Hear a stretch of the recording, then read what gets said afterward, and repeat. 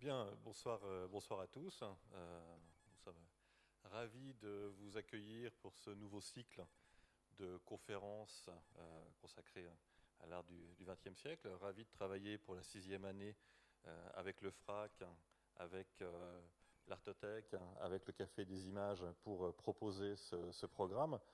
Merci à Fabien Danesi d'être avec nous cette année. Vous me disiez à l'instant que vous aviez inauguré il y a 6 ans ces cycles de conférences et que vous aviez encore une mémoire assez vive finalement de cet amphithéâtre. Euh, J'espère qu'on n'attendra pas 6 ans pour vous revoir à nouveau parmi nous. Euh, pour inaugurer autour ce cycle, autour d'une conférence qui s'intitule Il faut construire l'Hacienda, ce qui tombe plutôt bien dans une école d'art. L'Hacienda, c'est le lieu, c'est une communauté, c'est un lieu de vie, c'est un lieu de travail également. C'est ce qui est en train de se faire. Donc, ma foi, ça se prête très bien à l'endroit dans lequel nous sommes ce soir.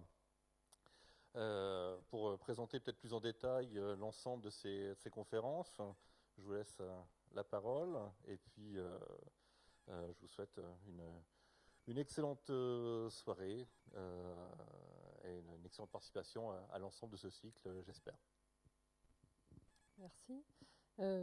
D'abord, on remercie à nouveau les âmes aussi de nous accueillir ici depuis maintenant 6 ans. C'est la 6e édition, effectivement. Alors, cette année, elle est un petit peu particulière. On a changé un petit peu notre fusil d'épaule. C'est quelque temps, nous avons travaillé à partir des portraits des grandes figures du XXe siècle. Cette année, on choisit de travailler davantage sur les tendances et les mouvements constitués du XXe et XXIe siècle. Et ça se scindra en 2 temps forts. Donc un premier temps avec Fabien Danesi, il faut construire l'Hacienda, une sorte de clin d'œil à l'international situationniste et à une exposition au Centre de création contemporaine en 92. Ça fera un peu la jonction avec la seconde séance, je pense. Et puis un deuxième temps, cette fois-ci qui aura lieu les mardis. Alors faites attention, là c'est 2 séances qui ont lieu le jeudi, avec Fabrice Flautès qui là, lui, va nous proposer un regard sur les avant-gardes du début du siècle aussi par tendance et mouvement. Et puis cette année, un partenariat avec le Café des Images, un prolongement par la voie filmique, notamment avec 2 premières séances qui auront lieu, une lundi soir, le 16 janvier à 20h15, je crois, un ciné-club lié à la figure de Guy Debord, et un deuxième le mardi 31 janvier, qui suivra la conférence de Fabien le 26 janvier autour de la figure d'Ange Leccia. Voilà, je vous souhaite un bon cycle de conférences. Et Fabien, qui reste un peu plus tard ce soir, pourra répondre à vos questions largement. Bonsoir. Merci déjà d'être venu, d'avoir bravé les éléments, puisqu'apparemment la tempête se prépare. Je vais renouveler également les remerciements donc auprès de l'ESAM, de l'Artothèque de Caen, ainsi que du FRAC Normandie pour cette invitation. Alors pour des questions effectivement de disponibilité, parce on s'est appelé, disons, on a décidé, je vais avoir, disons, la prise en charge des années 60 jusqu'à la fin du XXe siècle, et donc c'est Fabrice Lautez qui s'occupera de revenir sur les avant-gardes historiques. Alors le fait de ne pas proposer une approche linéaire, vous en conviendrez, n'est pas très problématique, en sachant que bien sûr il est difficile d'évoquer l'international situationniste sans passer par Dada et le surréalisme. Alors ce seront vraiment ce soir des incises, et puis nous irons, j'imagine avec Fabrice, plus en profondeur bien sûr, concernant ce qui a pu se passer dans l'entre-deux-guerres. Alors il y a un petit changement, mais cela aussi c'est anecdotique, un petit changement par rapport à ce qui était annoncé, c'est qu'en fait dans le sous-titre de cette conférence, je partais des nouveaux réalistes pour aller vers l'international situationniste, et en fait j'ai inversé la proposition, tout simplement parce que je voulais, dès mon introduction, partir justement du titre de ma conférence, qui est donc une citation directe d'un texte que vous avez sous les yeux et que je peux vous lire, qui fera une bonne entrée en matière et qui nous permettra tout de suite de comprendre là où nous allons errer. Nous nous ennuyons dans la ville. Il n'y a plus de temple du soleil. Entre les jambes dépassantes, les dadaïstes auraient voulu trouver une clé à molette et les surréalistes une coupe de cristal, c'est perdu. Nous savons lire sur les visages toutes les promesses, dernier état de la morphologie. La poésie des affiches a duré 20 ans. Nous nous ennuyons dans la ville.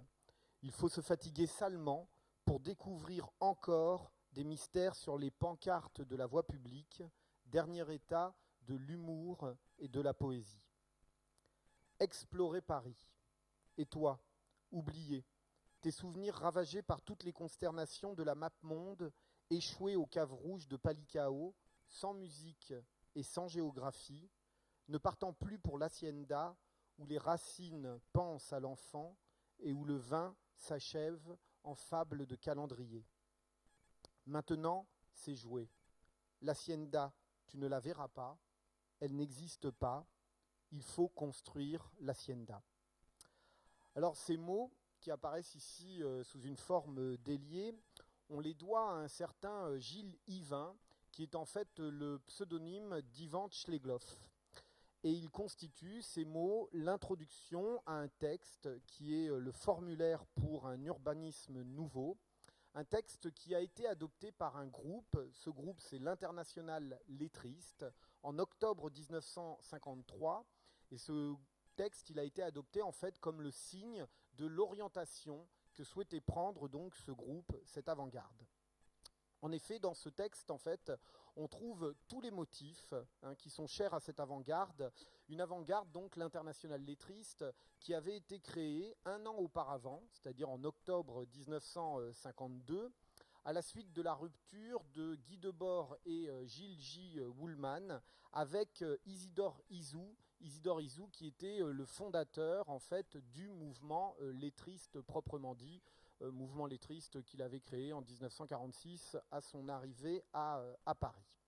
Alors quels sont ces motifs de l'Internationale lettriste? Et peut-être que je peux faire une coda pour signifier que le mot motif me convient qu'à moitié, parce que derrière la dimension du motif, il y a la dimension de l'ornemental, alors qu'ici, on est plus de l'ordre de l'expérience, on est plus du côté de l'expérience véritablement que simplement du côté du signe. Toujours est-il que dans le texte donc, que je viens de vous lire, eh bien, on trouve par exemple la ville. La ville qui est un motif important pour l'Internationale lettriste, la ville qui est considérée, qui est transformée en un véritable terrain de jeu pour des aventures potentielles. Et si ces aventures potentielles, elles sont suscitées par les membres de l'Internationale lettriste, c'est tout simplement parce qu'ils s'ennuient. L'ennui rôde dans la ville, et l'ennui, s'il fallait ici le définir, on pourrait expliquer qu'il s'agit en fait de l'expression négative du désir de s'accomplir, du désir en fait de produire sa propre histoire. Et le désir de s'accomplir, le désir de produire sa propre histoire, en fait, il appelle le combat. Il appelle le combat, et derrière les caves rouges de Palicao, qui est en fait une guerre, une bataille de la guerre qu'ont livré les Anglais et les Français en 1860 en Chine, durant la seconde guerre de l'opium. Derrière les caves donc, de Palicao, eh bien, on trouve effectivement le motif donc, du combat, le motif finalement déjà de l'engagement. Alors, de manière dialectique, si on a d'un côté le combat, on y trouve aussi l'amour. L'amour qui, immédiatement, d'ailleurs, peut se lire comme une survivance bien, du surréalisme historique. J'imagine justement que Fabrice Leuytez reviendra sur cette idée. Et l'amour, ici, il est nécessairement mélancolique. Il est mélancolique, c'est-à-dire qu'il est associé à la perte. Il est associé à une perte. Et cet amour mélancolique, d'une certaine manière, si on lui donne une charge un peu plus politique, c'est ici la volonté, ou toujours le désir, d'un dépassement et aussi la conscience du temps qui passe. L'idée finalement de l'amour perdu, c'est tout simplement l'idée de la vie qui s'écoule, c'est l'idée du temps qui passe. Alors la ville, l'ennui, le combat, l'amour, la mélancolie. On trouve aussi un autre motif, même s'il est peut-être plus sous-jacent, mais il sera véritablement prégnant dans leur expérience, c'est l'ivresse. Hein. L'alcool joue un rôle particulièrement important dans l'international lettriste et par la suite l'international situationniste. Donc l'ivresse n'est finalement jamais loin, et c'est peut-être cette ivresse qui amène à comprendre la vie dans cette forêt de signes que je commence à définir ici, eh bien, comprendre finalement la vie comme un voyage. Hein. La vie est un voyage, et ça c'est un motif qui accompagnera le fondateur, enfin en tout cas l'un des fondateurs de l'international situationniste, Guy Debord, tout au long de sa vie. Alors une fois qu'on a dit ça, on comprend hein, d'une certaine manière eh bien, que l'hacienda dont il est question, hein, cette hacienda finalement qu'il faut construire, eh bien, cette hacienda elle évoque un nouveau monde à découvrir.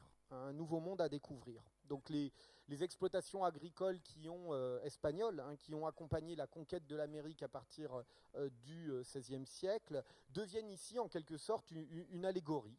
Hein. L'hacienda c'est une allégorie. Et qu'est-ce qu'elle signifie ? Elle signifie avant tout que finalement le monde est à rouvrir. Hein, le monde est à rouvrir puisque pour Gilles Yvain, et je le cite à nouveau, nous évoluons dans un paysage fermé dont les points de repère nous tirent sans cesse vers le passé. Certains angles mouvants, certaines perspectives fuyantes nous permettent d'entrevoir d'originales conceptions de l'espace, mais cette vision demeure fragmentaire. Alors, le groupe donc se met en mouvement. Et moi je tombe. Le groupe se met en mouvement, comme l'on dirait des troupes armées. Hein, c'est-à-dire qu'en fait, le groupe cherche à approcher l'avenir mieux. C'est là l'une des définitions de l'avant-garde. En fait, le groupe cherche véritablement à définir l'avenir. Car tout commence en fait par un sentiment de révolte. Quel est ce sentiment de révolte ? Eh bien, c'est la révolte en fait contre les conditions faites à la vie dans les sociétés capitalistes. Hein, on ne comprend rien d'une certaine manière au groupe de l'international lettriste et au groupe de l'international situationniste si justement on n'insiste pas ou si on ne revient pas à cette dimension de la révolte, hein, une révolte qui suppose donc d'engager un combat sur le terrain de l'art, mais il faut immédiatement ajouter, en fait, avant tout sur le terrain de la culture, hein, et je reviendrai sur ce point.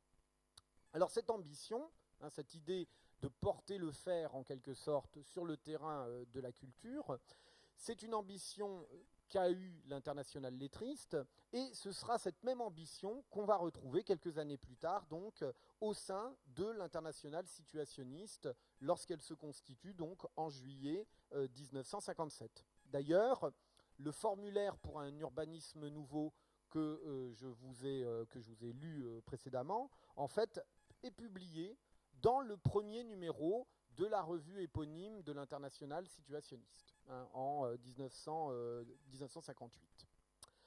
Alors, cela montre qu'il y a une constance, bien sûr, entre les deux groupes. Il y a une constance chez les hommes qui ont participé aux deux aventures.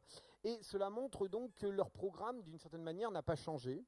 Hein, c'est-à-dire qu'il s'agit toujours pour eux, et là je cite encore une fois le texte de Gilles Yvain, eh bien, il s'agit d'inventer de nouveaux décors mouvants. Hein, il s'agit d'inventer de nouveaux décors mouvants, c'est-à-dire en fait inventer des chemins qui mène à la fin de l'aliénation.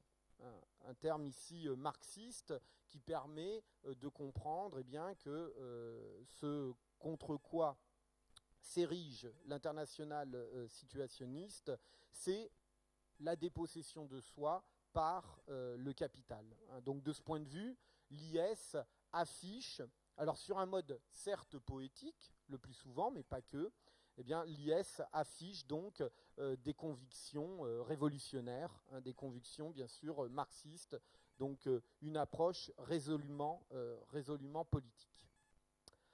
Alors les situationnistes donc vont développer de nombreuses pratiques afin de mettre en œuvre leur programme. Et parmi ces pratiques, on en trouve une sur laquelle je vais m'attarder ce soir, donc c'est le détournement. Alors voici la définition que vous trouvez du détournement donc dans la revue internationale situationniste, dont le premier numéro paraît donc en juin 1958. Détournement s'emploie par abréviation de la formule détournement d'éléments esthétiques préfabriqués, intégration de production actuelle ou passée des arts dans une construction supérieure du milieu. Dans ce sens, il ne peut y avoir de peinture ou de musique situationniste, mais un usage situationniste de ces moyens. Dans un sens plus primitif, le détournement à l'intérieur des sphères culturelles anciennes est une méthode ancienne de propagande qui témoigne de l'usure et de la perte d'importance de ces sphères. Alors pour le dire peut-être de façon plus simple, le détournement, en fait, c'est un réemploi d'images ou de matériaux culturels déjà existants.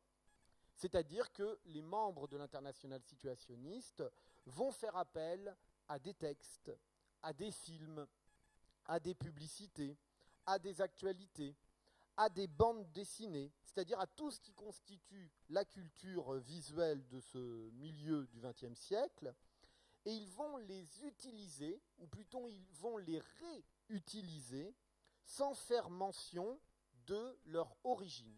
C'est-à-dire qu'en gros, la source disparaît, et en fait, ils vont utiliser ce matériau dans un nouveau contexte, et c'est ce nouveau contexte qui va bien sûr produire un nouveau sens, qui va tout à coup charger différemment le matériau initial.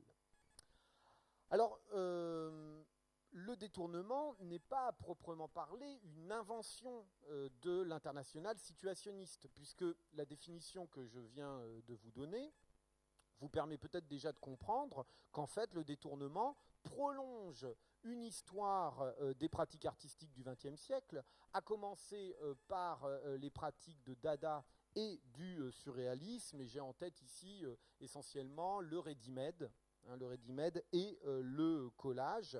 Et on voit bien que ce que prolonge en fait l'international situationniste à travers le détournement, c'est d'une certaine manière la critique du geste créateur ex nihilo qui définissait le génie, c'est-à-dire l'idée que l'artiste, donc l'idée somme toute classique, que l'artiste devait en fait travailler à partir de rien, qu'il devait produire en fait à partir de la nature, à partir d'une matière informe. On voit ici finalement que d'une certaine manière, les artistes, en faisant appel donc au ready-made, au collage ou donc au détournement, ne dialoguent pas avec la nature, ils dialoguent avant tout avec la culture. Alors dès 1956, Guy Debord et Gilles J. Woolman, dont j'ai déjà parlé et qui sont les fondateurs donc, de l'Internationale lettriste, donc dès 1956, en fait, Guy Debord et Woolman ont placé cette pratique du détournement dans le sillage justement des avancées de la poésie moderne, et ils sont assez explicites à ce sujet dans un article qui s'appelle Le mode d'emploi du détournement, qui est paru dans Les Lèvres nues, qui est une revue surréaliste belge, en mai 1956, dans le numéro 8. Et voilà ce qu'ils écrivent. Les deux artistes insistent sur ce point. Ils notent « Tous les éléments pris n'importe où peuvent faire l'objet de rapprochements nouveaux. Les découvertes de la poésie moderne sur la structure analogique de l'image démontrent qu'entre deux éléments d'origine aussi étrangère qu'il est possible, un rapport s'établit toujours. S'en tenir au cadre d'un arrangement personnel des mots ne relève que de la convention, l'interférence de deux mondes sentimentaux, la mise en présence de deux expressions indépendantes, dépasse leurs éléments primitifs pour donner une organisation synthétique d'une efficacité supérieure. » Et ils ajoutent « Tout peut servir ». Alors, d'une certaine manière, on pourrait considérer que le détournement est issu donc de l'esthétique de l'objet trouvé, esthétique de l'objet trouvé, adoptée ici à la culture visuelle de masse. En tout cas, il est clair que pour moi, le détournement vient en quelque sorte prolonger l'esthétique de la rencontre surréaliste. Vous savez, cette fameuse rencontre fortuite entre une machine à coudre et un parapluie sur une table de dissection. Dans cette perspective, la réflexion d'ailleurs de Debord et de Woolman, que je viens de vous lire, rappelle le mot du poète Pierre Reverdy, qui affirmait en 1918 dans sa revue Nord-Sud, je cite, que l'image est une création pure de l'esprit. Elle ne peut naître d'une comparaison, mais du rapprochement de deux réalités plus ou moins éloignées. Plus les rapports des deux réalités rapprochées seront lointains et justes, plus l'image sera forte, plus elle aura de puissance émotive et de réalité poétique.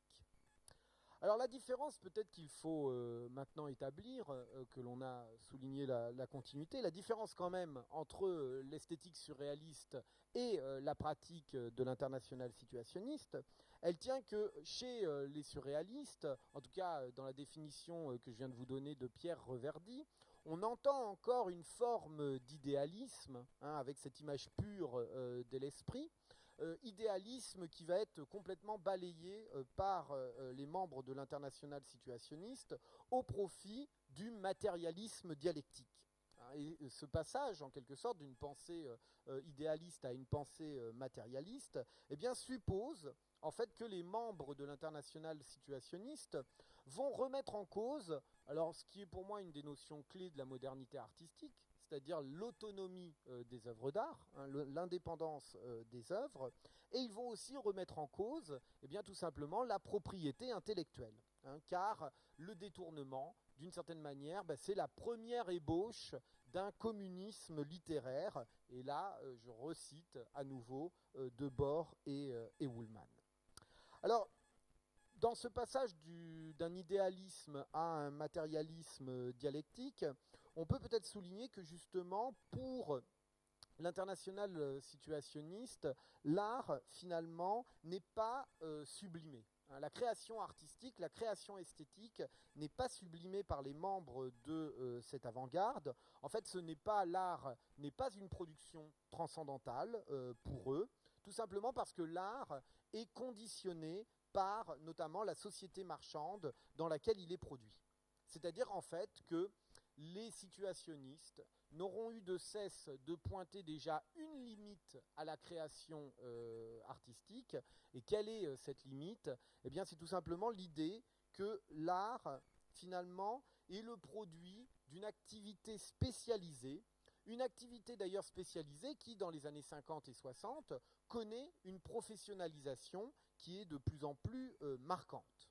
Et donc, si les situationnistes pointent en quelque sorte la limite de l'œuvre d'art, c'est surtout pour très rapidement prôner son dépassement.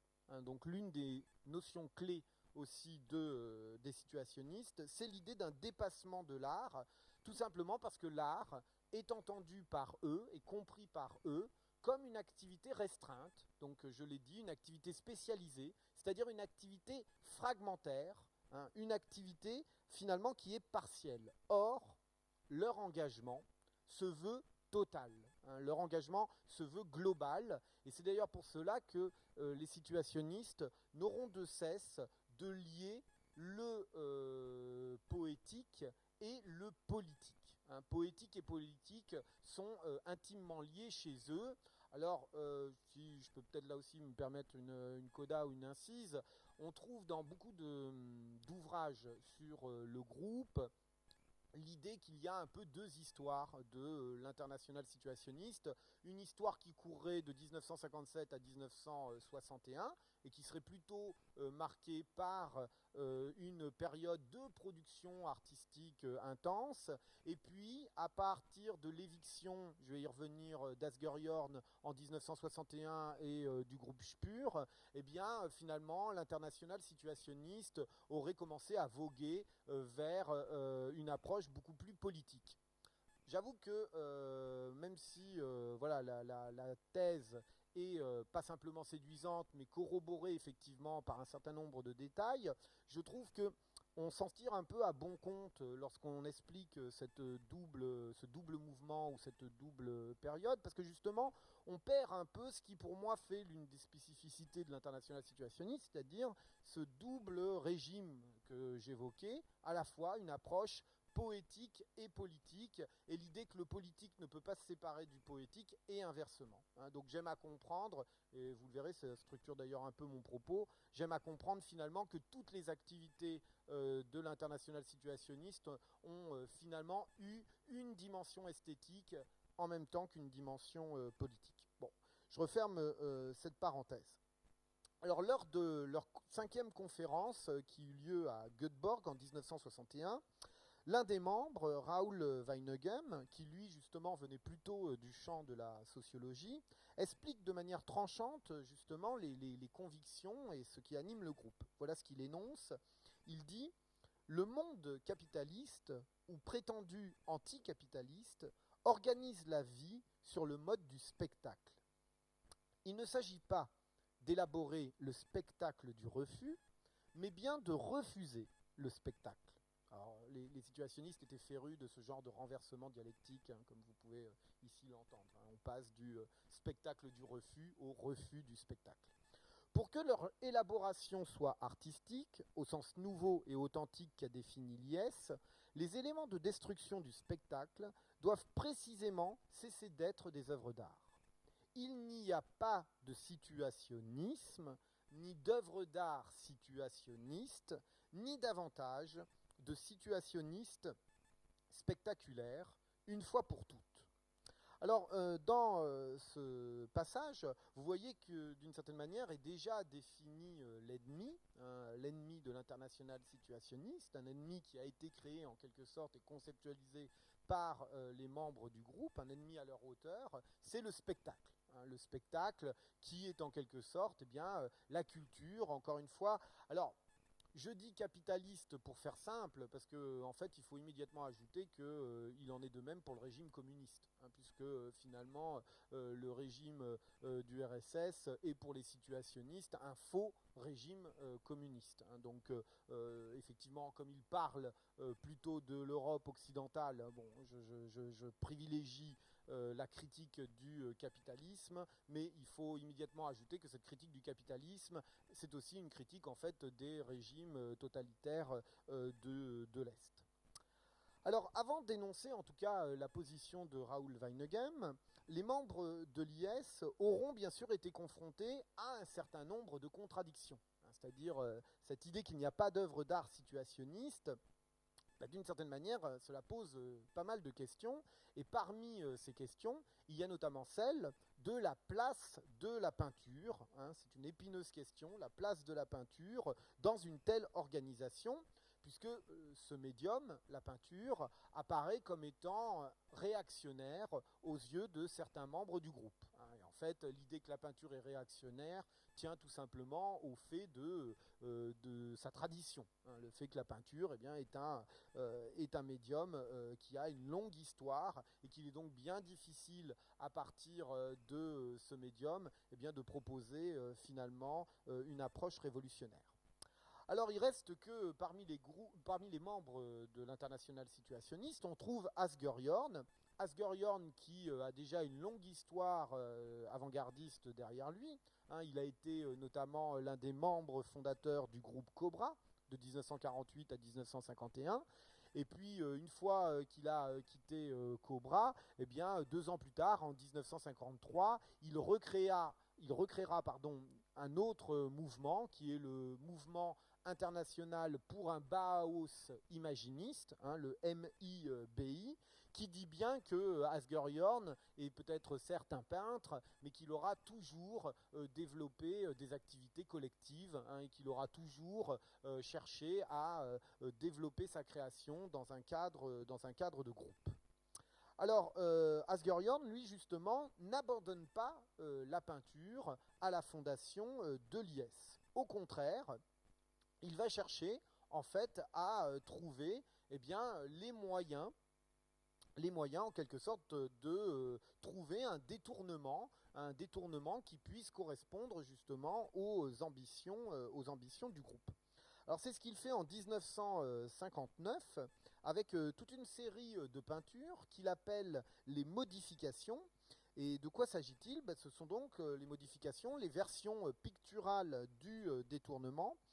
Et vous voyez peut-être de quoi il s'agit à l'observation de ce canard inquiétant qui date de 1962. C'est très simple. En fait, Asger-Jorn achète sur les marchés aux puces des toiles que l'on dira par facilité sans qualité particulière, donc des toiles sans qualité particulière, et ces toiles, issues généralement bien sûr de vocabulaire classique, eh bien, elles vont lui servir de support pour des expérimentations, qui, elles, font appel à un vocabulaire résolument moderne. Donc, les paysages, comme c'est le cas ici, mais aussi les portraits académiques, sont d'une certaine manière vandalisés. Ils sont vandalisés, c'est-à-dire qu'ils sont recouverts de giclures et d'autres formes figuratives grossières qui confèrent tout à coup une véritable expressivité au tableau qui, de prime abord, pouvait sembler inerte. Asger-Jorn privilégie véritablement une expressivité criarde, et on voit bien ici la dimension agressive de la modification qui est en jeu. Alors, cela me permet de souligner qu'on voit bien que le détournement au sein de l'international situationniste suppose que l'œuvre d'art n'a pas d'intégrité. Il n'y a pas d'intégrité physique, c'est l'autonomie dont je parlais, puisque c'est son pendant en quelque sorte. L'autonomie au sens théorique du terme, elle suppose une certaine intégrité physique. On voit que cette intégrité physique, elle est bafouée par Asger-Jorn, et on voit finalement que ici, toujours dans cette logique un peu de dépassement dont je parlais, la création, en fait, se nourrit de la destruction. C'est-à-dire que la création commence, en fait, par une destruction. Résultat, vous avez donc des toiles hybrides qui viennent bien sûr bouleverser l'échelle des valeurs esthétiques. Et ce bouleversement de l'échelle des valeurs esthétiques, il a pour ambition, il a pour but, en quelque sorte, de montrer que l'on peut jouer, parce qu'il y a une véritable dimension ludique au sein de l'international situationniste. On peut jouer bien sûr avec la culture existante, et ce jeu avec la culture existante, il a pour but en quelque sorte d'aller à l'encontre de la fétichisation, fétichisation dont la révérence au passé est une des formes. Alors, toujours parmi les productions de l'international situationniste qui vont participer d'un travail de recontextualisation d'un matériau initial, on peut prendre un autre exemple qui est un ouvrage réalisé justement par Debord et Jorn en 1957, précisément en mai 1957 à Silkeborg. Cet ouvrage, il a pour titre Fin de Copenhague, et il a la particularité d'être un livre qui a été réalisé en 24 heures. C'est un geste, c'est un G.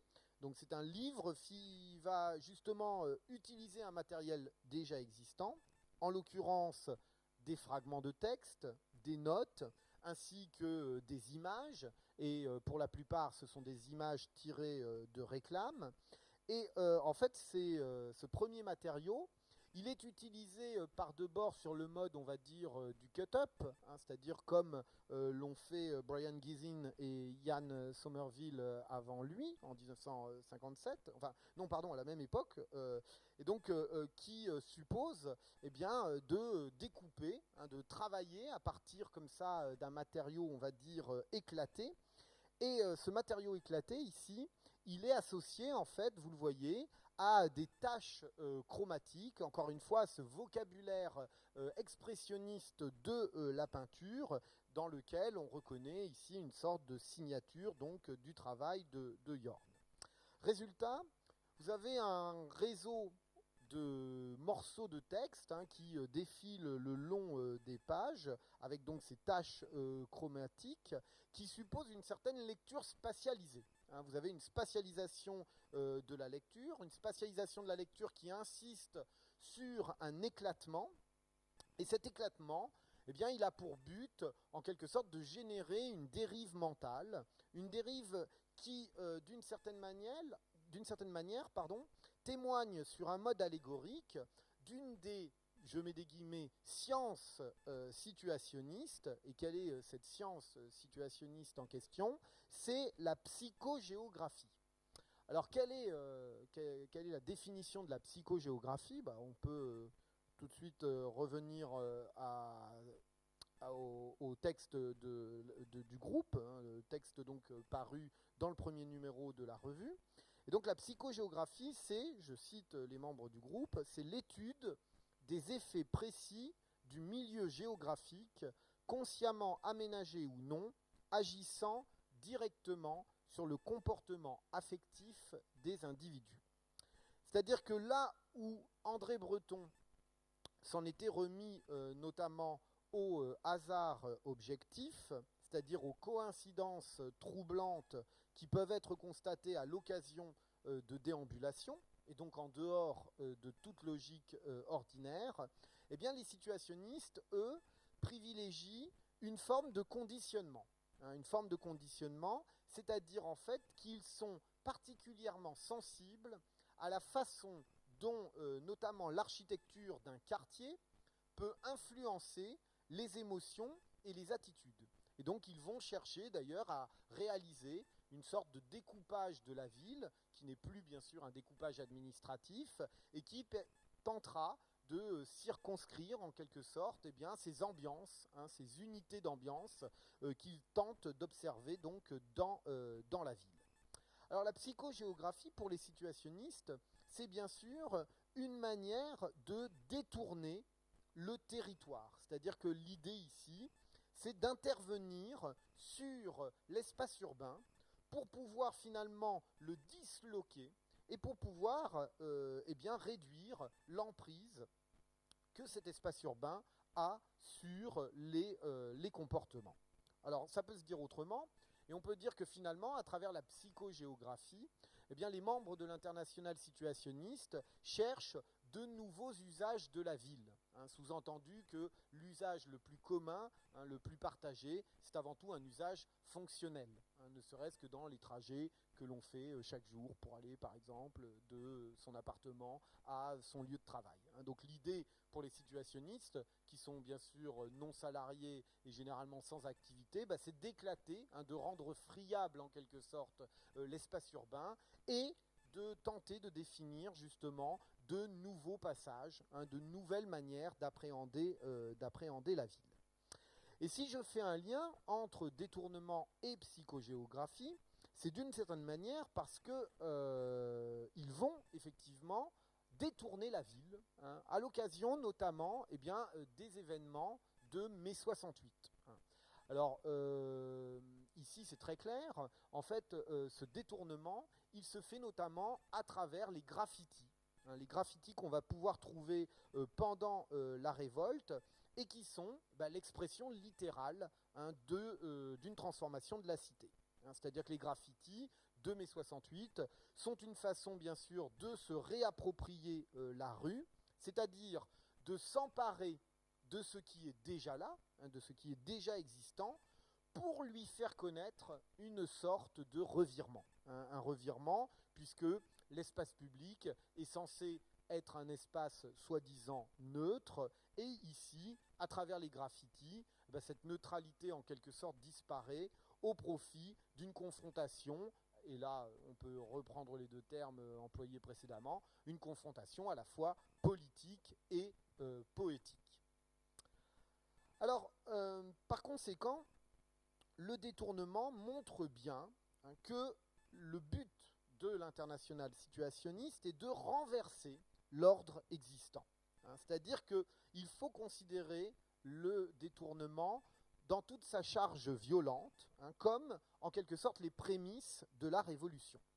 Voilà notamment ce que Guy Debord écrit en 1967 dans son maître livre, donc La société du spectacle. Il écrit ceci: « Les idées s'améliorent, le sens des mots y participe, le plagiat est nécessaire, le progrès l'implique, il sert de près la phrase d'un auteur, se sert de ces expressions, efface une idée fausse, la remplace par une idée juste.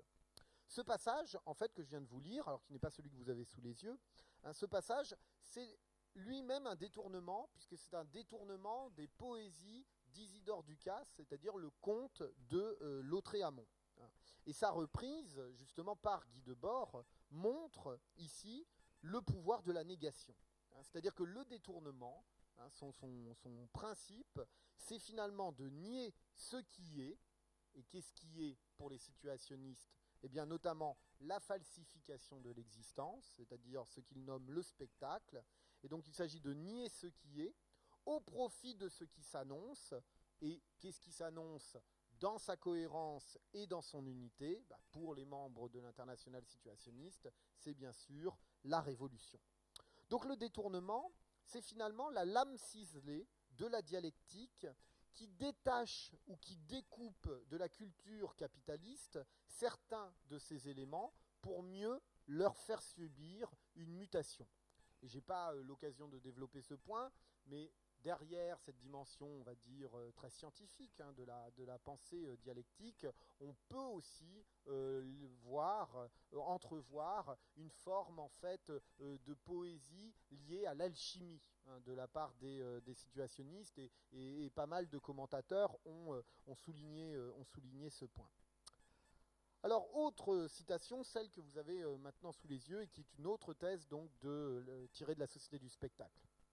Le détournement est le contraire de la citation, explique Debord, de l'autorité théorique toujours falsifiée du seul fait qu'elle est devenue citation. Fragment arraché à son contexte, à son mouvement, et finalement à son époque comme référence globale et à l'option précise qu'elle était à l'intérieur de cette référence, exactement reconnue ou erronée. Le détournement est le langage fluide de l'anti-idéologie. Oui, il y a cette idée de mouvement, il y a cette idée de fluidité, tout simplement dans le renversement d'une signification en une autre. Il apparaît dans la communication qui sait qu'elle ne peut prétendre détenir aucune garantie en elle-même et définitivement. Il est, au point le plus haut, le langage qu'aucune référence ancienne et supracritique ne peut confirmer.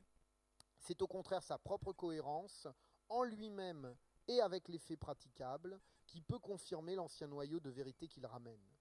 Le détournement n'a fondé sa cause sur rien d'extérieur à sa propre vérité comme critique présente. Donc on le voit, si cela n'était pas clair, le détournement est bien sûr un outil critique. C'est en fait une technique qui permet donc d'entrer en contradiction avec le spectacle et par là même de discerner ou d'énoncer le vrai dans un faux généralisé. Donc finalement, si les membres de l'internationale situationniste nient une certaine autonomie aux matériaux préexistants, il reste qu'à travers la figure du détournement, on retrouve quand même, on le voit ici dans la citation que je viens de faire, on retrouve quand même l'idée d'indépendance, puisque Debord souligne bien que finalement le détournement, il ne peut se justifier qu'en lui-même et qu'il n'aura pas d'autres justifications justement extérieures ou extrinsèques. Alors, à cet égard, l'ouverture du dernier film de Guy Debord, Ingiru mimus nocte et consumi murini, qui veut dire nous tournons en rond dans la nuit et sommes dévorés par le feu, film qui date de 1978. Donc à cet égard, l'ouverture du dernier film de Guy Debord est assez frappante. Nous sommes 10 ans après mai 68. Guy Debord ne s'est bien sûr pas repenti. Il reste toujours un révolutionnaire féroce et un critique acharné de la société du spectacle. Et pour l'ouverture de son film, il fait appel à cette image que vous avez sous les yeux, qui est en fait une photographie qui illustrait à l'époque une publicité de la compagnie Mediavision qui était intitulée « Quand on aime la vie, on va au cinéma ». Sauf que on va voir justement ici un véritable emploi détourné de cette image, sauf que dans le film de Guy Debord, le texte bien sûr disparaît, il ne reste que cette image, et cette image accompagne un texte, en fait accompagne la voix de Guy Debord, une voix particulièrement virulente, une voix particulièrement violente, puisque Debord énonce ceci, je vous cite, « Voilà bien l'essentiel. Ce public, si parfaitement privé de liberté et qui a tout supporté, mérite moins que tout autre d'être ménagé.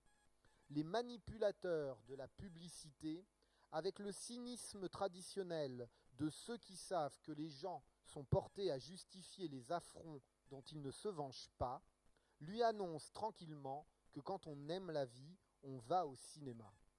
Mais cette vie et ce cinéma sont également peu de choses, et c'est par là qu'ils sont effectivement échangeables avec indifférence. » Alors on le voit, hein, c'est un sorte de camouflet, et c'est une façon pour Debord, avec les mots, de gifler le spectateur. Et on voit finalement que sa radicalité, hein, à cette époque de la fin des années 70, eh bien, elle l'amène en quelque sorte à passer de la négativité dialectique, c'est-à-dire l'idée que l'on nie ce qui est pour un dépassement, au profit finalement du mal, en quelque sorte. C'est-à-dire que Debord va endosser en quelque sorte la figure du diable. Hein, et pourquoi endosser cette figure du diable à la fin des années 70 ? Peut-être parce que les horizons révolutionnaires se seront un peu ternis et qu'il faut quand même résister en quelque sorte au sein d'une positivité spectaculaire toujours plus omniprésente. Alors, à l'opposé de cette position négative, les nouveaux réalistes, justement, remettent en cause l'idée même de la négation. Alors, qui sont les nouveaux réalistes ? Les nouveaux réalistes, en fait, ont été constitués par le critique d'art Pierre Restany, à l'occasion notamment d'une rencontre dans l'appartement de l'un des artistes présents, Yves Klein, et la réunion a lieu le 27 octobre 1960. Alors, sont présents ici ceux qui vont signer le manifeste, Armand, François Dufresne, Raymond Hins, Martial Reiss, Daniel Spoeri, Jean Tinguely, ainsi que Jacques de la Villeglé. Alors certains se connaissent déjà et depuis plusieurs années, mais on voit à la lecture du manifeste qui est rédigé donc ce jour-là pour affirmer une position commune, on voit qu'il est quand même difficile pour eux de parvenir à un consensus. Hein. Le groupe est en effet traversé de divergences et les deux seules phrases sur lesquelles ils vont tomber d'accord sont celles-ci, hein, vous les lisez en même temps que moi. Les nouveaux réalistes ont pris conscience de leur singularité collective. Nouveau réalisme égale nouvelle approche perceptive du réel. Alors c'est sûr que si on a en tête les manifestes du surréalisme, du futurisme ou d'autres textes fondateurs de groupes au début du XXe siècle, on sera étonné par ici la réduction à rien en quelque sorte de la figure du manifeste. Reste que si le groupe des nouveaux réalistes se constitue, c'est avant tout pour marquer quand même une rupture, hein, et c'est une rupture notamment à l'égard de la scène artistique française qui est dominée à l'époque encore par la peinture, que celle-ci soit figurative ou abstraite. Alors c'est quand même Pierre Restany, hein, le critique d'art dont j'ai parlé, qui est à l'origine de ce regroupement, qui va un peu étoffer conceptuellement les raisons de la formation de ce groupe. Et notamment, on lui connaît un texte paru en mai 1961, un texte qui, rien qu'à son titre, est tout un programme, puisque le texte s'appelle « À 40 degrés au-dessus de Dada ». Et qu'explique Pierre Restany dans ce texte à 40 degrés au-dessus de Dada ? Eh bien, en fait, il disqualifie justement la négation. Hein, il disqualifie le pouvoir de la négation en l'annexant aux expressions dominantes de l'époque, c'est-à-dire l'abstraction lyrique. Hein, voilà ce qu'il écrit, je vous cite un passage. « Table rase à la fois nécessaire et suffisante, le zéro Dada a constitué la référence phénoménologique du lyrisme abstrait. Ce fut la grande rupture avec la continuité de la tradition, par où déferla le flot bourbeux des recettes et des styles de l'informel au nuagisme. Alors la conclusion, bien sûr, après un tel état des lieux, ne se fait pas attendre. En fait, ce que veut signifier Pierre Restany dans ce texte, c'est qu'il est inutile de reprendre la posture maintenant historique de l'anti-art, qui était donc cette posture, encore une fois, des premières avant-gardes. Pierre Restany, donc, donne l'exemple notamment du retour de l'objet, donc du retour du ready-made dans le champ de l'art, et selon lui, ce retour de l'objet, il ne peut plus être vécu comme une simple provocation. Il continue et dit « Après le non et le zéro, voici une troisième position du mythe. Le geste anti-art de Marcel Duchamp se charge de positivité. L'esprit dada s'identifie à un mode d'appropriation de la réalité extérieure du monde moderne. Le ready-made n'est plus le comble de la négativité ou de la polémique, mais l'élément de base d'un nouveau répertoire expressif. » Alors, de ce point de vue, du point de vue de ce refus de la négativité, du point de vue de cette expressivité plastique, l'œuvre d'Armand est assez exemplaire, car l'œuvre d'Armand finalement démontre ce qui se joue dans cette nouvelle manière d'intégrer donc comme un matériau plastique le réel. Alors Armand est connu notamment pour créer à partir de 1960 des accumulations. Accumulation donc d'objets identiques, qui renvoient bien sûr au principe de la production industrielle. Accumulation donc qu'il présente généralement dans des boîtes en bois ou en plastique, avec des titres souvent truculents, titres non dénués d'humour, qui montrent finalement que Armand utilise les objets pour ce qu'ils sont au moment où se développe la société de consommation, c'est-à-dire pour des signes. C'est-à-dire qu'il a une approche qui donne une lecture en quelque sorte symbolique à ces objets. Ici, vous voyez, l'humour de la vie à pleines dents à partir de dentiers, et qui permet de comprendre finalement que nous sommes ici effectivement dans un registre et sous un régime qui serait celui d'une certaine manière d'une familiarisation avec l'objet. Et si je parle de familiarisation, c'est peut-être en ayant en tête notamment la position dissidente de Marcel Duchamp, puisque Marcel Duchamp, à la même époque, c'est-à-dire au début des années 60 et puis jusqu'en 67 avec les entretiens auprès de Pierre Cabane, Marcel Duchamp, lui, explique à cette époque, en gros, qu'il a toujours limité le nombre de ready-made. Il a limité la production de ready-made tout simplement parce qu'il voulait que ces ready-made ne soient pas lus de manière esthétique. Et donc, selon lui, si il avait constamment cherché et puisé dans la production industrielle des objets, d'une certaine manière, au bout d'un temps, se serait affirmé une sorte de goût qui aurait été le sien. Et donc, il dit finalement que ce qu'il cherche à préserver, c'est une sorte de neutralité visuelle. C'est cette fameuse notion de Marcel Duchamp qui s'appelle la beauté de l'indifférence. On voit à l'inverse que chez Armand, on n'est pas du tout du côté de l'indifférence, on est beaucoup plus du côté de la beauté plastique, puisque Armand, lui, va utiliser l'objet, et notamment ici l'accumulation, comme une véritable procédure de création. C'est-à-dire que c'est une procédure de création. On peut même dire d'une certaine manière que Armand fait de l'accumulation d'objets une sorte de style à part entière, c'est-à-dire un moyen de reconnaissance.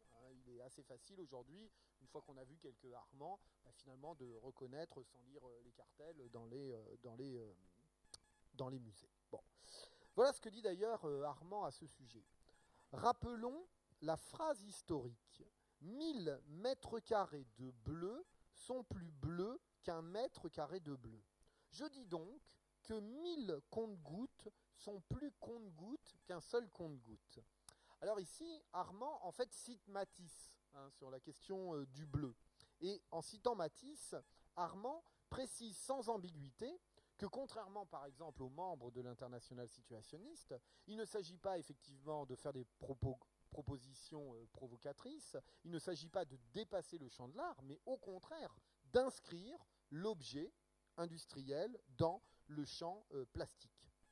Donc son œuvre n'est pas du tout de l'ordre de l'agression, même lorsqu'il met en scène des colères, une autre procédure qu'il invente en 1961.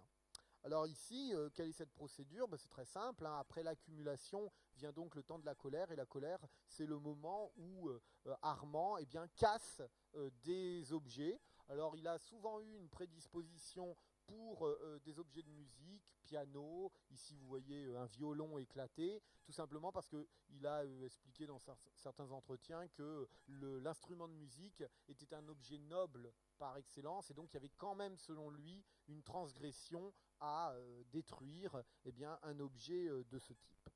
Reste que, derrière cette transgression, somme toute pour 1961, on peut quand même lire que ce qui intéresse Armand dans la colère et dans la destruction de l'objet, c'est tout simplement de travailler à partir de toutes les potentialités plastiques de l'objet. C'est-à-dire que, certes, il y a peut-être, encore une fois, une dimension transgressive, mais cette dimension transgressive, à mon avis, et surtout avec le recul historique, elle s'est un peu perdue, elle s'est un peu émoussée au profit, avant tout, d'une charge plastique. Donc alors que la société de consommation se développe, nous sommes véritablement donc au début des années 60, et on sait notamment qu'en France, la société de consommation va surtout prendre son essor après la guerre d'Algérie, c'est-à-dire après 1962. Donc alors que la société de consommation se développe, Armand jette un regard plutôt ironique sur cet envahissement progressif des objets, et notamment sur la place que l'électroménager va jouer dans la vie quotidienne à cette époque. Alors il est facile donc de trouver un écho entre sa pratique plastique et les explications de Pierre Restany lorsque ce dernier explique ceci. Les nouveaux réalistes considèrent le monde comme un tableau, la grande œuvre fondamentale dont ils s'approprient des fragments dotés d'universelle signifiance.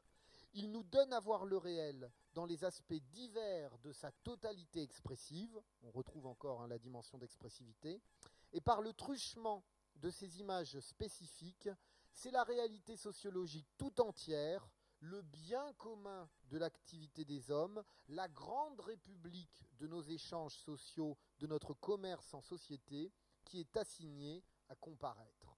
Alors ici, à la lecture de ce passage, qui est toujours tiré de ce texte à 40 degrés au-dessus de Dada, on comprend bien effectivement que la position de Pierre Restany, qui est une position de réhabilitation positive de l'objet dans le monde de la création contemporaine, on comprend bien que cette position, elle est aux antipodes de celle des situationnistes. La position de Pierre Restany est une position qui est une position de célébration de la culture industrielle. La culture industrielle étant perçue par le critique comme une sorte de seconde nature de l'homme.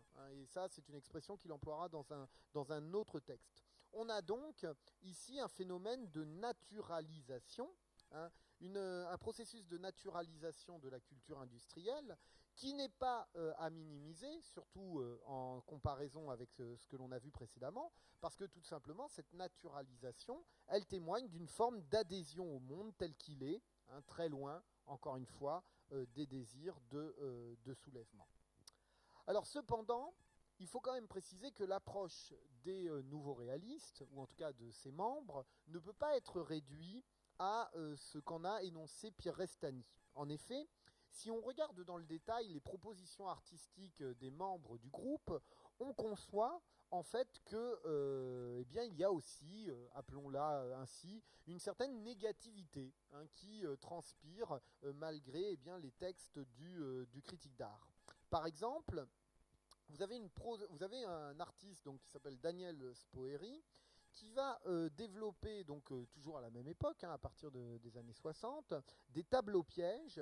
Et par exemple, ces tableaux pièges veulent mettre en avant, je le cite, la précision formelle et expressive du hasard. C'est-à-dire que, en fait, Daniel Spoeri, lorsqu'il va réaliser donc ces tableaux pièges, qui sont tout simplement la fixation de table de déjeuner ou de dîner après un repas, eh bien, il faut ici comprendre, par exemple, que ce qui intéresse Daniel Spoeri dans cette pratique ou dans ce geste, c'est notamment l'abstention du point de vue de l'artiste. C'est-à-dire qu'il va, en fait, il considère, bien sûr, il y a un moment de choix, qui est le moment où il décide, eh bien, il décide donc de prendre cette table et de la monter, de la présenter sur un mur à la verticale comme un tableau, mais il n'a bien sûr pas réalisé la composition de ce tableau. Vous avez affaire en fait ici à une œuvre qui est donc en quelque sorte le fruit du hasard, ou en tout cas le fruit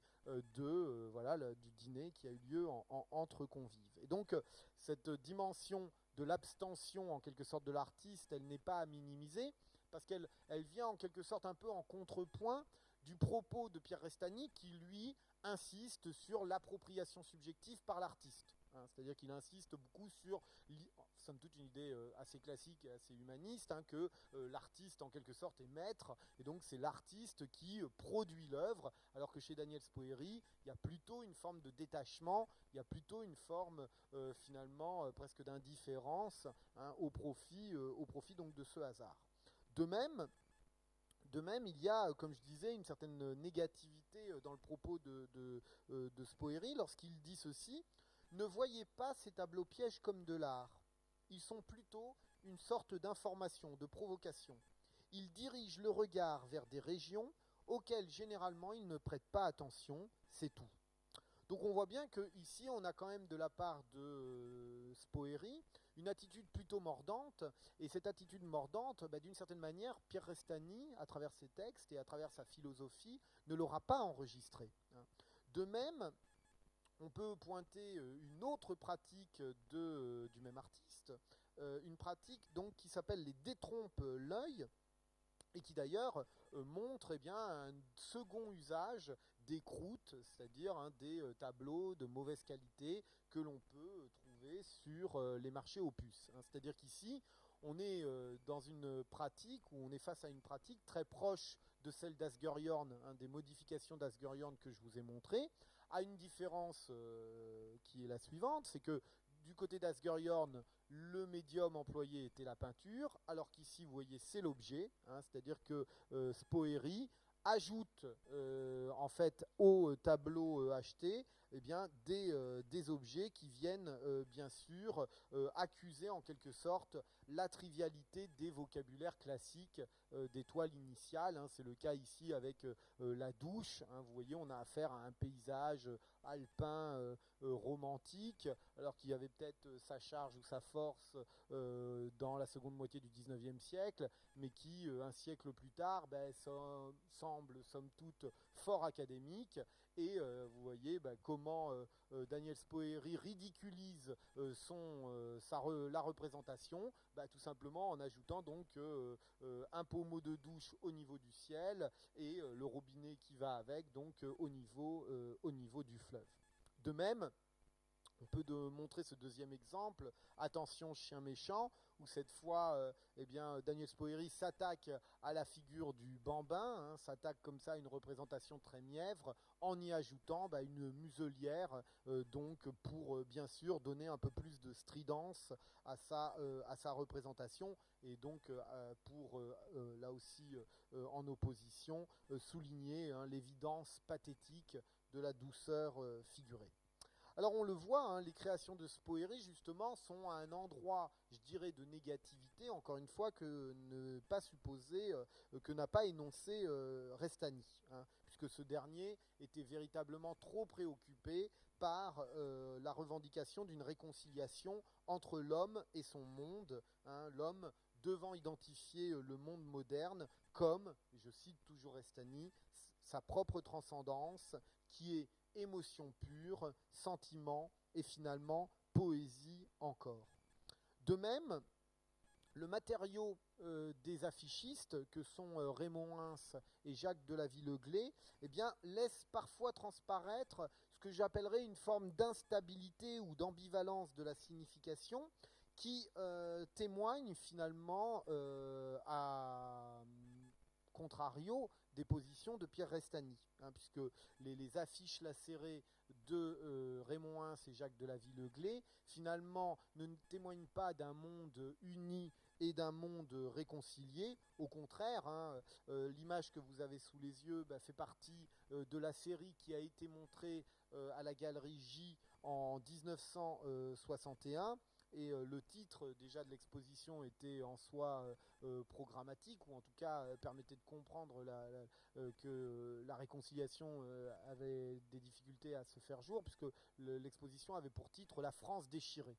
Et en fait, si il s'agissait d'une France déchirée, c'est tout simplement parce que les affiches qui étaient proposées dans cette exposition étaient des affiches qui rendaient compte de la guerre sans nom, c'est-à-dire de la guerre d'Algérie qui continuait encore cette année-là, en 1961.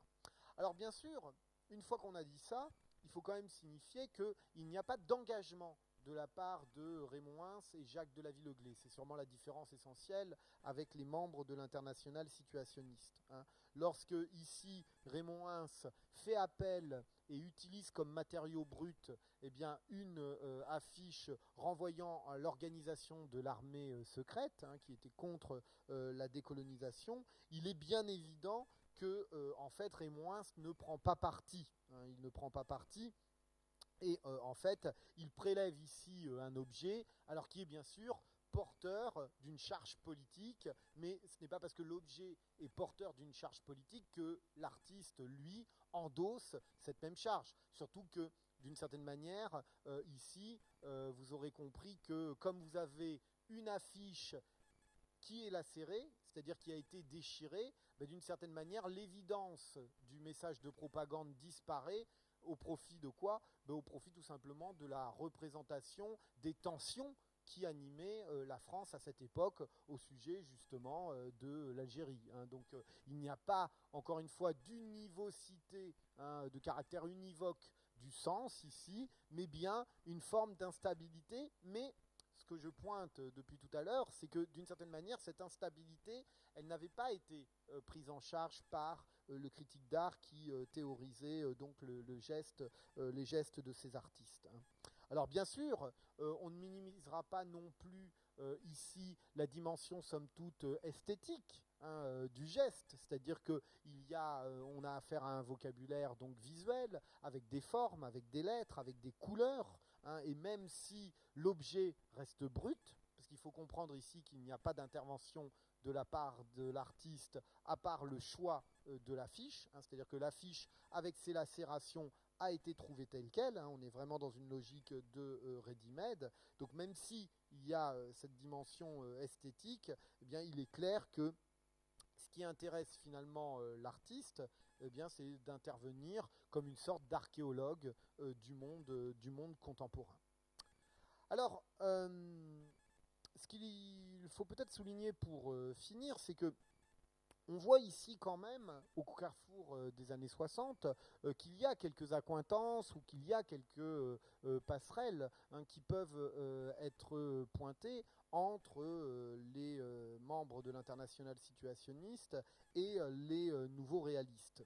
D'ailleurs, pour ne nous focaliser que sur les affichistes, on notera que quand ces derniers font de la rue leur atelier, lorsqu'ils développent une pratique artistique, l'arrachage d'affiches, qui est à la frontière en quelque sorte de l'illégalité, d'une certaine manière, ils participent effectivement d'une même sensibilité qui se fait déjà jour dans l'international situationniste. De toute façon, déjà, la simple pratique en quelque sorte de la dérive est commune aux deux. Parce que pour aller chercher ces affiches, il faut bien, pour Raymond Hince et Jacques de la Villeglay, arpenter la ville.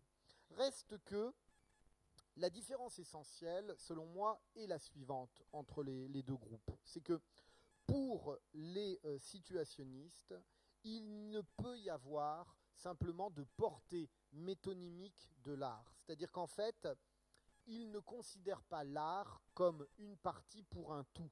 Et c'est ce rapport entre art et culture sur lequel il faut peut-être revenir ici pour conclure. En fait, d'un point de vue formel, d'un point de vue visuel, les procédures du détournement et de l'appropriation du réel peuvent sembler à certains égards identiques. Mais, encore une fois, ces affinités cache des perspectives très différentes. Des perspectives très différentes car là où les situationnistes fustigent le mensonge de la totalité et assument, appelons ça, un rapport de force qui prend la forme d'un combat global à l'égard et au niveau de la culture, les membres des nouveaux réalistes, eux, se placent plutôt dans une approche d'intégration. C'est-à-dire que chez eux, l'art joue finalement toujours le rôle de reflet, hein, et en l'occurrence, le reflet du monde existant. Par conséquent, il faut comprendre que l'usage des représentations déjà existantes, dans le premier cas, c'est-à-dire chez les situationnistes, n'est jamais compris comme suffisant, puisqu'il doit toujours s'inscrire dans un vaste mouvement d'ensemble, et ce vaste mouvement d'ensemble, bon, il a en quelque sorte une appellation, c'est la praxis. Hein, la praxis, c'est-à-dire cette tentative de lier la pratique et la théorie, et s'il faut mettre les points sur les i, on pourra même ajouter l'adjectif révolutionnaire. Hein, c'est véritablement une praxis révolutionnaire dans laquelle sont engagés l'IS de 1957 jusqu'à sa dissolution en 1972. Et d'ailleurs, c'est bien parce qu'ils sont dans cette logique de combat global que le détournement a son pendant du côté du spectacle. Et quel est le pendant du détournement du côté du spectacle? C'est la récupération. Hein, c'est l'idée que finalement les pratiques situationnistes eh bien, ont été récupérées, et on pourrait gloser à l'infini sur le fait que le fait même de voilà, qu'un petit universitaire comme moi vous fasse une conférence sur voilà, un groupe révolutionnaire comme les situationnistes, bah, c'est d'une certaine manière une forme de récupération. A l'inverse, l'appropriation du réel chez les nouveaux réalistes, elle, participe de ce que l'on peut appeler un recyclage continu de la culture industrielle. Hein. Et c'est cette idée métonymique, hein, de la partie pour le tout. C'est-à-dire que les œuvres finalement de Armand, Spoeri, Tinguely, et Villeglé, pour ne citer que certains d'entre eux, ces œuvres, d'une certaine manière, elles ont une charge, tout simplement parce qu'elles illustrent ou qu'elles viennent rendre compte d'un mouvement plus global, qui est le mouvement donc industriel des années 60.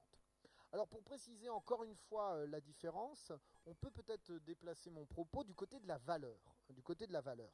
Chez les situationnistes, l'art est finalement toujours inférieur à la culture. C'est-à-dire que l'art a toujours une valeur moindre que la culture. Pourquoi ? Mais parce que la culture englobe l'art et que finalement l'art ne peut métamorphoser la culture dans son intégralité.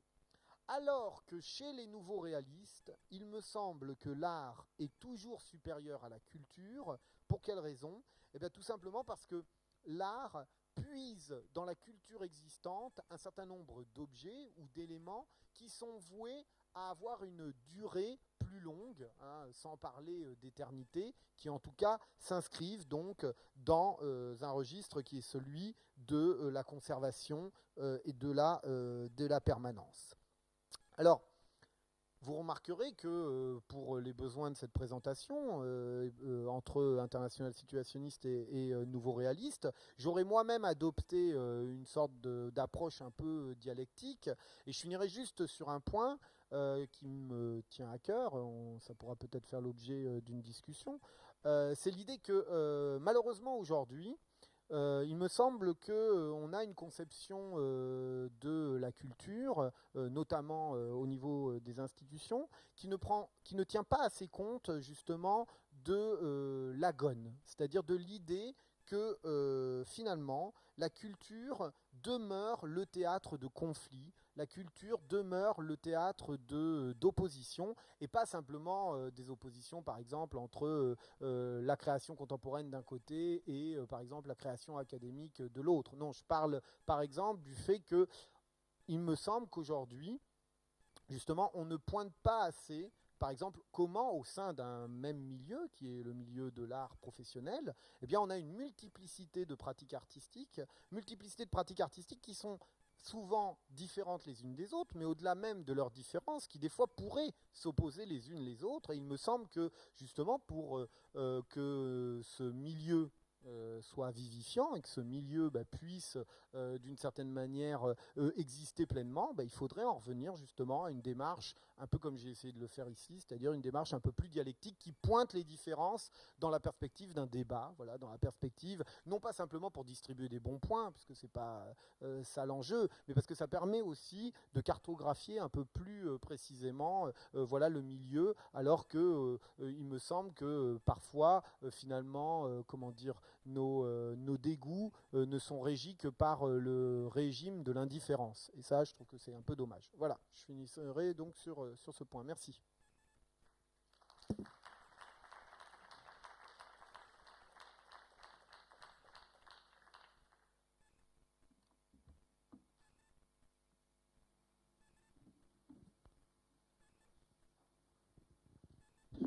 En 2012, tu pointais déjà l'enjeu du débat. Je ne sais pas si on a évolué.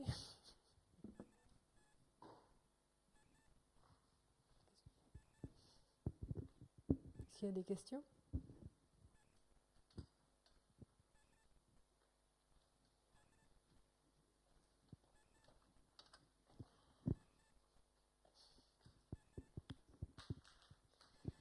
Bonjour, je voudrais savoir pourquoi ce nom situationniste. Alors ça vient du terme situation qu'on pourrait, alors il y a plusieurs références qui peuvent être pointées en sachant qu'il y en a peut-être une qui est un peu explicite, qui est la situation sartrienne, hein, c'est-à-dire qu'il y a cette dimension existentialiste au tout début peut-être de l'international situationniste, mais qui va rapidement être évincée. Et puis moi, il se trouve que j'ai noté, mais je le pointe, mais sans en faire, une référence directe de leur part. Il se trouve que le terme situation était aussi présent chez Nietzsche. Hein, et il y a cette idée, si vous voulez, en fait, que la différence entre une création artistique et une situation, c'est qu'une situation, c'est justement quelque chose d'englobant. Hein, c'est quelque chose qui implique un environnement, un milieu. C'est-à-dire que vous n'allez pas être face à, mais vous allez être à l'intérieur de. Donc il y a tout de suite cette dimension de totalité que je soulignais. Voilà, donc c'est pour cette raison que le groupe s'est appelé International Situationniste. La dimension internationale renvoyant bien sûr à l'international communiste et aux différentes internationales qui avaient eu lieu auparavant. Oui, une courte question. La représentation du tableau de Reiss m'amène à vous interroger sur ce que vous pensez de l'évolution de Martial Reiss, notamment vers une peinture redevenue classique. Alors, redevenu classique, oui, après qu'il ait abandonné l'art après mai 68, redevenu classique. En fait, le problème, c'est que j'ai l'impression qu'aujourd'hui, cette dichotomie-là, elle est plus véritablement valable. Et par exemple, alors, moi, j'ai vu la rétrospective au Centre Georges Pompidou, hein, qui avait été consacrée à Martial Reiss. Bon, j'ai été sensible à un certain nombre de peintures, mais par exemple, c'est pas pour ne pas répondre à votre question, mais je vais y répondre par la bande. J'ai été beaucoup plus sensible à la vue de ces, je ne sais pas si vous avez vu vous-même l'exposition, à la vue de ces petites sculptures qui étaient dans une des dernières pièces et qui, pour moi, témoignaient d'une inventivité et d'un goût du jeu et de la créativité qui m'a fait rappeler, par exemple, qui m'a rappelé Picasso. Et la manière dont le Picasso sculpteur pouvait s'emparer de n'importe quel matériau pour pouvoir produire des formes avec une malice et une étrangeté mêlée. Et donc, pour tout dire, donc je pense pas que le simple retour à la figuration de Martial Reiss doivent être perçus comme une forme d'académisme. Je pense que effectivement, le retour à la peinture, qui de toute façon s'est fait dès les années 70, a marqué la postmodernité. On en reparlera peut-être dans 2 semaines, justement, la question. La question de la citation, en quelque sorte, et donc moi je trouve qu'il y a quand même une belle inventivité. Il y a des tableaux que j'aime beaucoup. Après, je suis pas, j'apprécie de manière, de manière très singulière certaines pièces, pas toutes, quoi. Voilà. Mais pour moi, en tout cas, c'est pas un retour à un académisme. Non, c'est pas. Je peux pas le lire de cette manière-là, parce que j'ai l'impression qu'aujourd'hui, de toute façon, cette question de l'académisme, elle est nulle et non avenue. Ou alors, je pourrais presque dire que, vous savez, il y a des pratiques hyper contemporaines d'installation qui des fois me semblent être complètement académiques. C'est vrai que le retour à la peinture n'est pas. Le médium, en fait, aujourd'hui, le médium fait plus sens, en fait. Là où les situationnistes, dans les années 50, pouvaient se poser la question de savoir si la peinture était réactionnaire, aujourd'hui, il ne me viendrait pas à l'idée de penser que la peinture est réactionnaire. Je veux dire, c'est pas le cas. Je veux dire. Mais disons que les voies ouvertes par la peinture allemande, notamment avec des gens comme Immendorf ou Polke ou Donat-Jaune, me semblent plus porteuses de création et d'ouverture vers de nouveaux champs que ce qu'a fait Martial Reis dans sa dernière période. Oui, alors après c'est une question de sensibilité, parce que moi j'ai en tête la rétrospective d'Anselm Kiefer, et alors là vraiment j'y ai trouvé, mais là c'est très personnel, là je n'y ai trouvé aucune, à part du pathos, et voilà, et une culture plombée, voilà.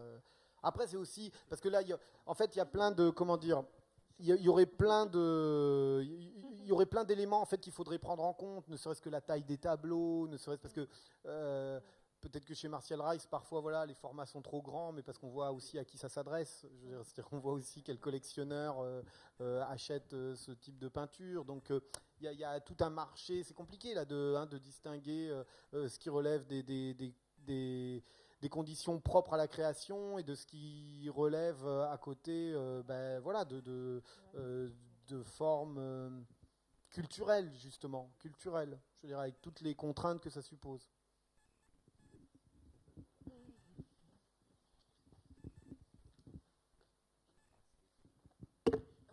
Bonsoir, c'était juste vis-à-vis de l'international situationniste et aujourd'hui des groupes ou collectifs qui peuvent exister et qui peuvent proposer les formes artistiques complètement en référence à cet internal situationniste. Qu'est-ce que vous en pensez? Par exemple, Alors, des collectifs comme il y a le collectif Clairefontaine. Oui.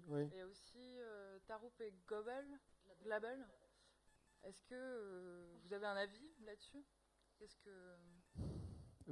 Là aussi, c'est très personnel et je ne suis pas sûr que ça soit pertinent. Il faudrait que je m'interroge moi-même sur ma propre position. C'est-à-dire que pourquoi, moi, je trouve toujours plus pertinent un texte de Tikkun ou du Comité Invisible, et que j'ai l'impression que là, il y a un vrai prolongement de l'international situationniste plutôt que effectivement chez Clairefontaine. Mais c'est peut-être une erreur de ma part en même temps, parce que est-ce que je glisse pas très facilement vers l'idée que une pensée plastique qui passerait par l'objet ne peut pas échapper à la fétichisation, mais c'est la même chose pour un texte. Je veux dire, donc c'est assez complexe. Mais c'est vrai que à titre personnel, mais ça n'est qu'un point de vue subjectif, il faut reconnaître que j'ai plus d'enthousiasme à lire, Tikkun, le Comité Invisible, et je suis moins marqué par Clairefontaine, par exemple. Mais parce que je trouve que, en fait, c'est aussi ça, c'est que le monde de l'art contemporain c'est un code très très fort, l'art contemporain. Et donc je pense que quand ce qu'auront cherché à faire les situationnistes, à une époque où ce code n'était pas encore peut-être aussi fort, ils auront cherché à le dépasser. Et je pense qu'aujourd'hui, c'est encore plus compliqué de le dépasser. Et puis peut-être que la référentialité suffit pas. C'est-à-dire que, oui, j'aime bien la pièce du Parpaing avec la couverture du Guy Debord, la Société du spectacle, mais... moi, je parle même de ce que ça dégage derrière et toute l'idéologie qu'il y a derrière. Au final, même le Comité Invisible, il refuse les formes d'art. Il refuse l'image. Il y a un refus en bloc de la production des images. Donc, il déclare la mort de l'art, en fait. Oui, ce qui est peut-être, mais parce qu'ils sont encore peut-être parce qu'ils sont dans une logique très dialectique et que peut-être que l'image a une dimension plus ambivalente et plus équivoque, donc qui est moins maîtrisable, peut-être, non? Je sais pas, peut-être qu'il y a un matériau qui est plus, voilà, qui est plus difficile, qui est plus difficile pour avoir une résonance ou une portée, on va dire, de propagande. Parce que si vous lisez Tikkun, si vous lisez le Comité Invisible, il s'agit bien de propagande, en fait. Mais je veux dire, dans le sens noble du terme, moi, j'ai aucune difficulté avec ça. Quand vous avez un objet de Clairefontaine, au-delà de la référentialité, il y a peut-être quelque chose qui s'émousse ou qui est moins clair, mais c'est aussi c'est la part plus poétique en quelque sorte. Voilà, mais je pense que les deux. Après aussi, c'est une question de contexte. Hein. C'est vraiment, c'est une question de là où vous posez les objets, ce que vous en faites, avec qui. Et c'est peut-être pas d'ailleurs même une question simplement d'objet en fait. C'est plus une question de procédure. Je ne saurais pas le terme exact pour dire ça, mais de toute façon, parce que je crois qu'aujourd'hui, enfin.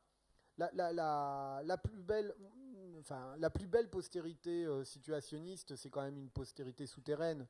C'est-à-dire, c'est quand tout à coup vous parlez avec un artiste et vous vous rendez compte qu'il connaît très très bien l'œuvre de Debord ou l'œuvre de situationniste, alors que ça n'apparaît pas dans son travail. Moi, j'ai souvent été confronté à des artistes où voilà, il y a une vraie permanence, où il y a un vrai prolongement qui s'établit, mais il est souterrain en quelque sorte. Il n'est pas...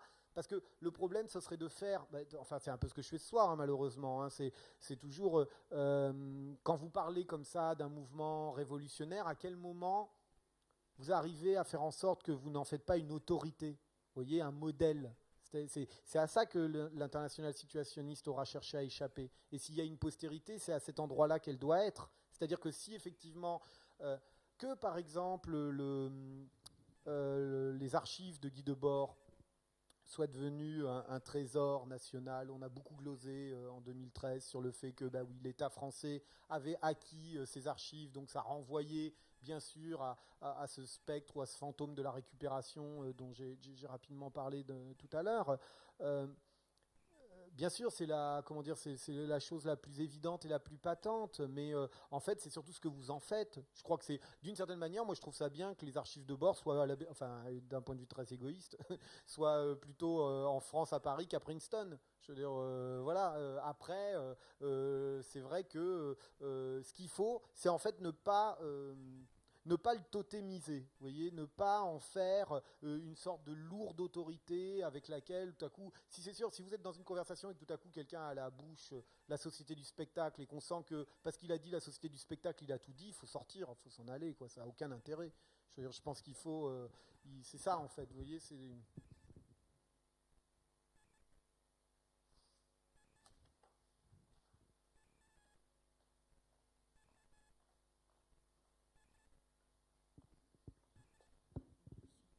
Je voudrais savoir quels sont les rapports de chacun des deux groupes par rapport au marché de l'art.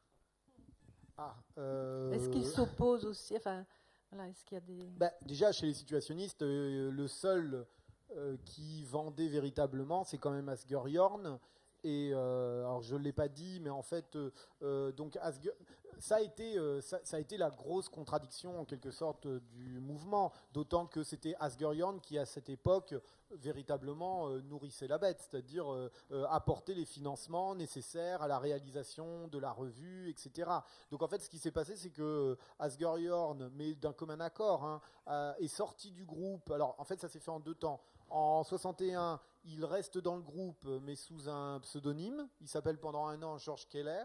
Et en fait, en 62, bon, voilà, il y a une situation un peu clarifiée et il décide de sortir du groupe. Et franchement, peut-être quelques toiles de Pino Galizio, Giuseppe Pino Galizio, qui était l'inventeur de la peinture industrielle, mais qui était quand même plutôt du côté amateur, a pu vendre peut-être quelques peintures, mais franchement, je pense que non, le marché...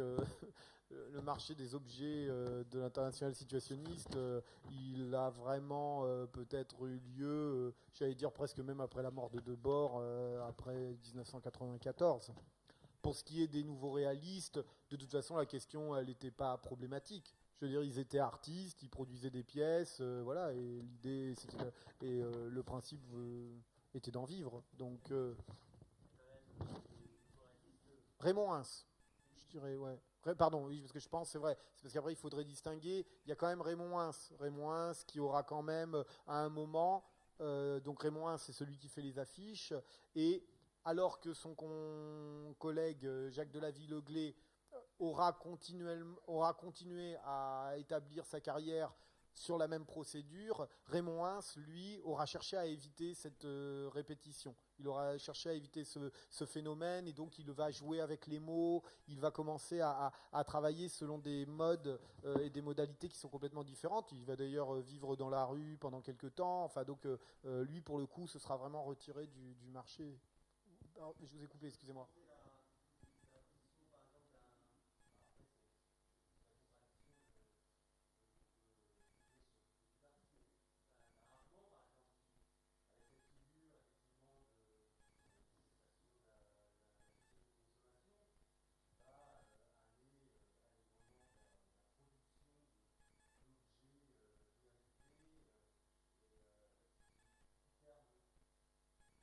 Oui, c'est un peu comme Ben, qu'en est la caricature, oui, oui.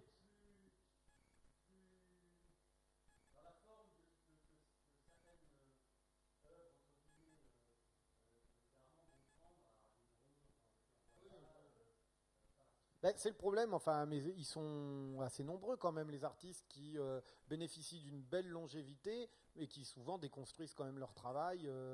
Tout ce qu'ils ont mis en place dans les années 60, enfin par exemple Armand, c'est vrai que vous regardez le travail des années 80, c'est horrible. Enfin personnellement, je veux dire, les tableaux Van Goghiens avec les pinceaux accrochés à la toile, effectivement je vois là, les œuvres dont vous parlez, les bronzes des années 80, c'est ni fait ni à faire. Enfin, ça tue toute l'énergie. Ça...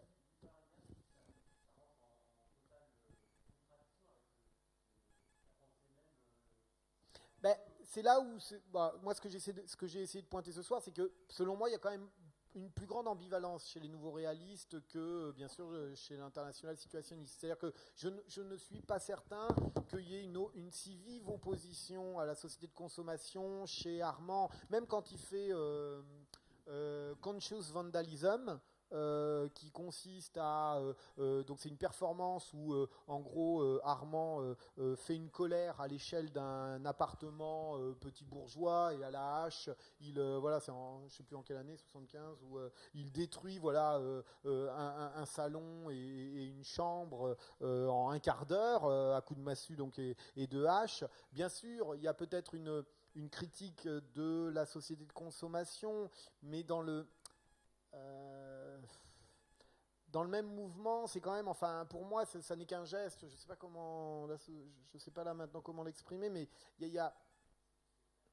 oui, voilà, il y a quand même une forme, voilà, qui reste à un endroit. Ça reste dans le registre du symbolique en quelque sorte. Ça reste dans le registre du spectacle, donc de la représentation. C'est une représentation. Oui. C'est pas à la limite, je trouve que le geste de Robert Smithson de découper une maison en deux est beaucoup plus fort dans la pratique. Je veux dire, à une charge critique qui est beaucoup plus. Mais parce que là, il y a la confrontation à un espace réel. Je veux dire, la destruction qui avait été réalisée par Armand, elle c'était à l'intérieur d'une galerie et c'était un espace qui avait été conçu pour être détruit. Donc ça n'a pas du tout la même portée, quoi.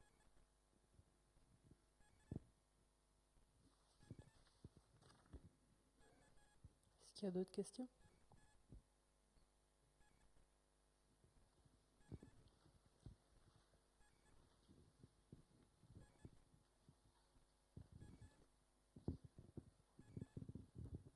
Est-ce que les situationnistes ont vraiment agi pour changer la société ? C'est-à-dire que l'œuvre d'art ne suffisait pas et après le film, il fallait le débat. Après la peinture, il fallait l'action.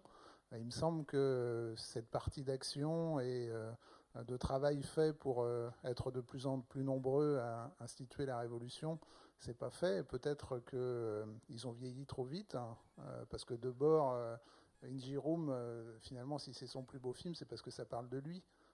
Et donc ça revient vers lui au lieu de partir vers le monde. Et j'ai l'impression que... Oui, mais alors pour moi, vous oubliez quand même une étape qui est qu'en 1967, à la rentrée universitaire à l'université de Strasbourg, ce sont les situationnistes qui publient la brochure de la misère en milieu étudiant, qui va avoir quand même un effet, qui va avoir l'effet du feu mis aux poudres. Donc, pareillement, ils seront présents, et pas juste à titre de décorum, ils seront présents lors des barricades des 9 et 10 mai 1968. Ils ont participé au Conseil autonome de la Sorbonne. Non, je pense quand même qu'il y a eu... non, à la mesure de leur investissement et du nombre qu'ils étaient et de leur force aussi, hein, si on parle un peu en termes stratégiques et tacticiens à la Debord, à la mesure de leur force, je pense vraiment qu'ils ont été, qu'ils ont été engagés sur les terrains et les combats de l'époque, hein, et même après mai 68, hein, en 74, dans la correspondance de Debord, on voit son rôle dans la révolution des œillets au Portugal. Je veux dire, ils ont quand même été, à mon avis, ils ont certes été avalés par le spectacle, et ils ont été victimes de leur succès. C'est d'ailleurs eux-mêmes qui le diront en ayant conscience qu'un certain nombre de pro-situationnistes ne font finalement qu'adopter, justement ce que je disais tout à l'heure, d'adopter l'international situationniste comme un modèle, mais donc en perdant toute autonomie et toute liberté. Mais je pense quand même que le groupe est allé le plus loin possible à cet égard-là. Quant à savoir après sur la deuxième... oui, c'est sûr qu'après Debord... Alors, c'est ce que j'ai dit. Alors, une phrase trop synthétique, parce que là, c'était... oui, peut-être que là, il aurait fallu déplier. C'est vrai que quand j'ai parlé de la transformation de Debord, de la négation vers le mal... Hein, en gros, l'idée qu'on part de la figure dialectique de la négation et que finalement, à la négation se substitue le mal, et le mal, c'est notamment la figure du diable que lui-même incarne. Alors, ça dit que effectivement, Debord aura été tellement constant dans sa position critique à l'égard du spectacle qu'à la fin, il aura cherché à en incarner le seul ennemi, en quelque sorte. Donc, le film dont vous parlez, Ingerum, où Debord, effectivement, se prend pour sujet, c'est pas simplement... C'est que pour lui, cette veine autobiographique, elle fait sens, parce que c'est lui qui a créé le spectacle, et d'une certaine manière, il veut, à travers ce film, montrer qu'il en aura toujours été le fervent opposant. Mais bien sûr, après, ça peut dire quelque chose sur... non, parce que j'ai envie de dire un truc et en même temps, j'ai pas... parce que j'allais dire, non, mais on peut pas reprocher à quelqu'un...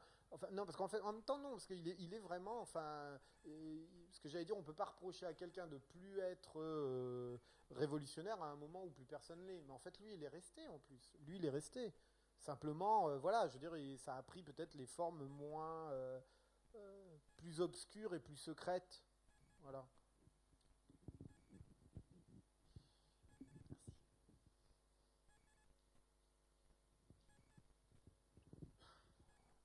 Merci. Et merci à toi, merci Fabien. à vous. Et donc, dans 2 semaines, on reverra cette question de la réappropriation des images, mais à l'heure du sampling, à travers donc des artistes qui sont pour la plupart issus de l'école des Beaux-Arts de Grenoble, Dominique Gonzalez-Forster, Philippe Parreno, Pierre Huyghe, et puis celui qui était leur professeur à l'époque, Ange Leccia. Voilà.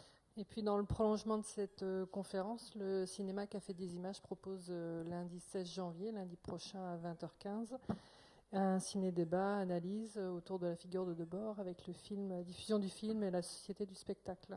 Merci, bonne soirée.